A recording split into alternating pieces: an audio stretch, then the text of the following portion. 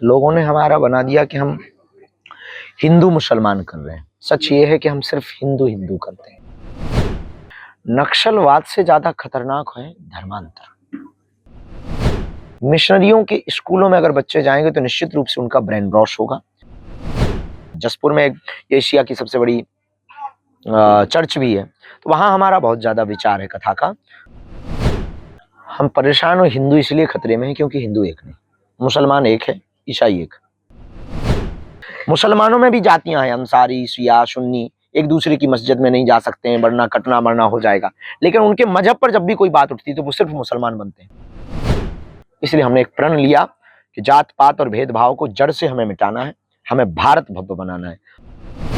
हम इतना ही कहना चाहेंगे कि हिंदुत्व इस देश का प्राण है।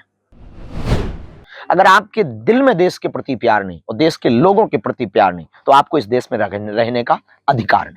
100 की स्पर्श मल्टी स्पेशलिटी हॉस्पिटल अब दे रहा है फुल टाइम विशेषज्ञों की देखरेख में सर्वश्रेष्ठ NICU एवं PICU की सुविधा, यानी नवजात एवं बच्चों की गंभीर बीमारियों का इलाज अब आपके अपने शहर में, साथ ही न्यूनतम दर पर हेल्थ पैकेज की सुविधा। स्पर्श मल्टी स्पेशलिटी हॉस्पिटल, एक एहसास अपनेपन का।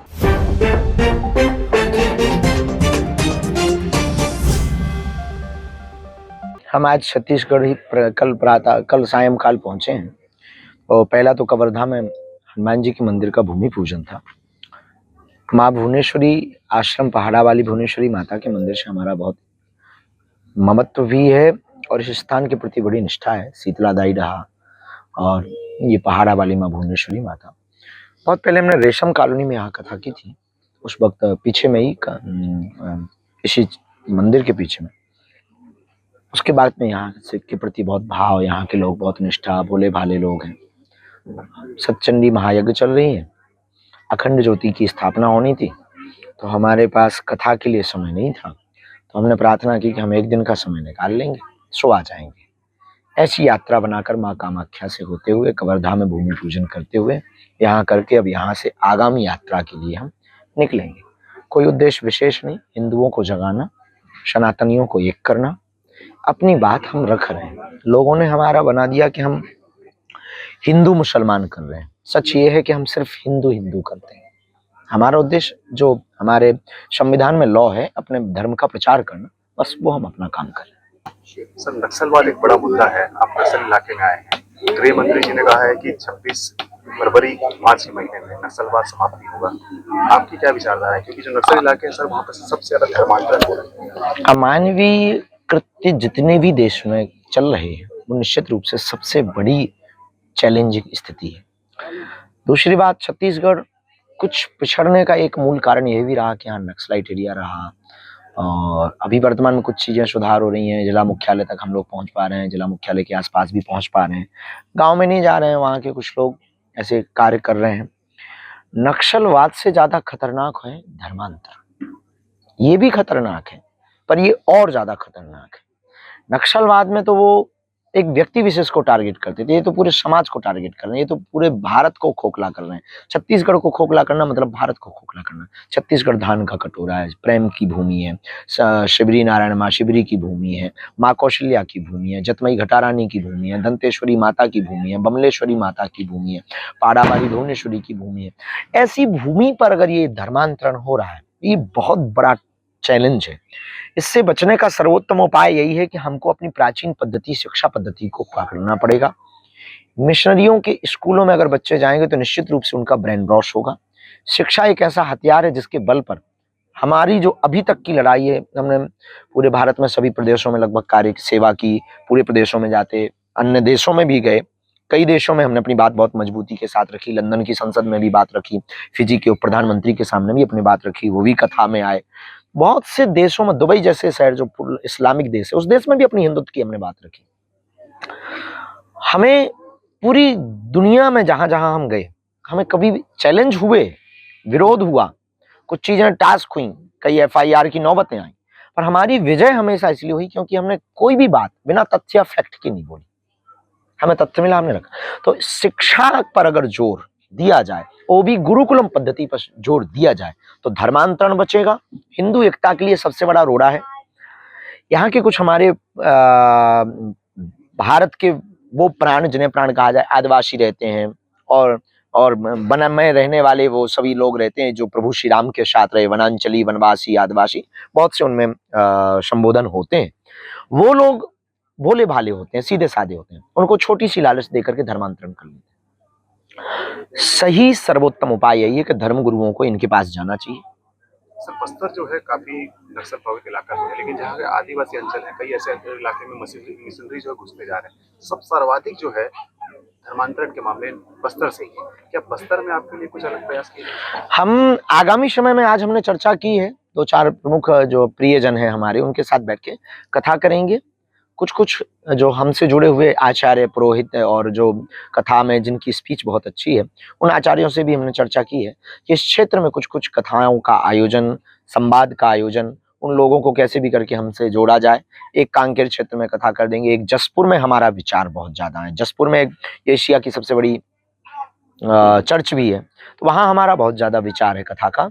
और उसके यहाँ के प्रमुख लोगों से हमारी बात, उन्होंने भी प्रार्थना की कि हमारे यहाँ आप कथा कीजिए। यहाँ के माननीय मुख्यमंत्री शायद उनका होम डिस्ट्रिक्ट है, तो उन्होंने भी एक बार चर्चा हमसे की थी। हमने उनको कहा था कि हम करेंगे। अभी हम पदयात्रा के समय में व्यस्त हैं, आगामी समय में हम जल्दी ही जसपुर में कथा करेंगे। सर, आपने कहा है आज की जो हिंदू है वो अलग है, इनको जोड़ने के लिए जो है आप यात्रा करेंगे, तो किस तरह की ऐसी? देखिए, हम परेशान और हिंदू इसलिए खतरे में हैं क्योंकि हिंदू एक नहीं, मुसलमान एक है, ईसाई एक, हिंदू एक नहीं है। हिंदू सिर्फ नाम का एक है। हिंदू के साथ खड़ा नहीं है। हिंदू के बिजनेस को बढ़ावा नहीं देता है। हिंदू हिंदुत्व के प्रति जागरूक नहीं है। हिंदुओं के पास अपनी खुद की शिक्षा नहीं, ना गीता का ज्ञान, ना रामायण का ज्ञान, ना उपनिषदों का ज्ञान, ना वेदों का ज्ञान। उनके पास बाइबल का ज्ञान है, मुसलमानों के पास कुरान का ज्ञान है। हिंदुओं के पास गीता का ज्ञान नहीं है। मुसलमानों में भी जातियां हैं, अंसारी, शिया, सुन्नी, एक दूसरे की मस्जिद में नहीं जा सकते हैं वरना कटना मरना हो जाएगा। लेकिन उनके मजहब पर जब भी कोई बात उठती है तो वो सिर्फ मुसलमान बनते हैं। हम लोगों में ये बड़ी दुर्गति है। अगर किसी की घर की बहन बेटी के ऊपर अत्याचार भी हो जाए तो वो कहते हैं वो तो पंडित जी के साथ हुआ है, या ठाकुर के साथ हुआ, या वैश्य के साथ हुआ, या सेवक के साथ हुआ है। हम लोग हिंदू नहीं। इस बात को बहुत बारीकी से देखें तो ये सबसे बड़ा जहर है इस देश को तोड़ने की। इसलिए हमने एक प्रण लिया कि जात पात और भेदभाव को जड़ से हमें मिटाना है, हमें भारत भव्य बनाना है। तो हम बिछड़े और पिछड़े लोगों को गले लगाएंगे, पैदल चलेंगे 160 किलोमीटर 21 नवंबर से 29 नवंबर तक, धीरे धीरे करके पूरे देश में इस यात्रा को निकालेंगे। एक समय ऐसा आएगा कि कुछ क्रांति खड़ी होगी। देखिए, कोई भी क्रांति जल्दी खड़ी नहीं होती है। 1947 की जो आज़ादी की लड़ाई है उसमें भी लगभग 50 साल लगे हम लोगों को, क्योंकि इस देश में और आप लोगों को सोने की बहुत आदत पड़ी हुई है, पुराना है। तो आप लोगों की नींद तब उठेगी जब हम बार बार बाजे बजाएंगे, हिंदुत्व का बिगुल बजाएंगे। नक्सलवाद ये कहता है कि हम जो है आदिवासियों के साथ है, इस इलाके के लोगों के साथ है, लेकिन बार बार जब नक्सलवाद जो पर्चा जारी करता है उसमें हिंदुत्ववाद की बात करता है, ब्राह्मणवाद की बात करता है, इस पर आप क्या? हम इतना ही कहना चाहेंगे कि हिंदुत्व इस देश का प्राण है। नक्सलवाद वाले लोग क्या कहते हैं हमें उस बारे में, हमें अब आज तक इस विषय में हमने बहुत ज्यादा कोई ज्ञान अर्जन नहीं किया, ना कोई आर्टिकल पढ़ा है।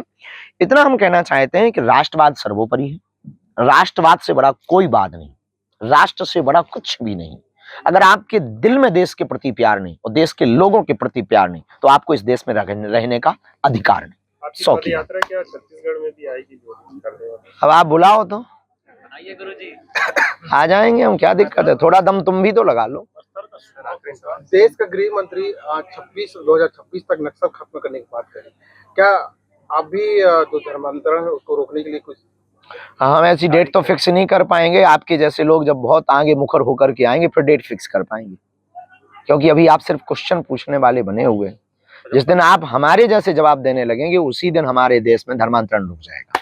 पंडित जी, आप क्या बचपन से यही बनना चाहते थे कि कुछ और बनना चाहते थे? तुम क्या बनाना चाहते हो, नचैया? आपकी इच्छा पूछ रहा हूँ साहब कि आप सब गॉड गिफ्टेड है। हमारा ऐसा कोई सपना नहीं था, ड्रीम नहीं था। हमारा सपना सिर्फ ये था कि हमें अपने गुरु की परंपरा को आगे बढ़ाना है। बचपन से हमने कोई सपने नहीं देखे, 2 रोटी के सपने देखे हैं, वो खा रहे हैं। खुश है तो फिर खुशी मना ले, छोटा बड़ा केक मंगा ले, संगम में मिलता है बढ़िया केक, संगम में मिलता है बढ़िया केक। तीरंदाज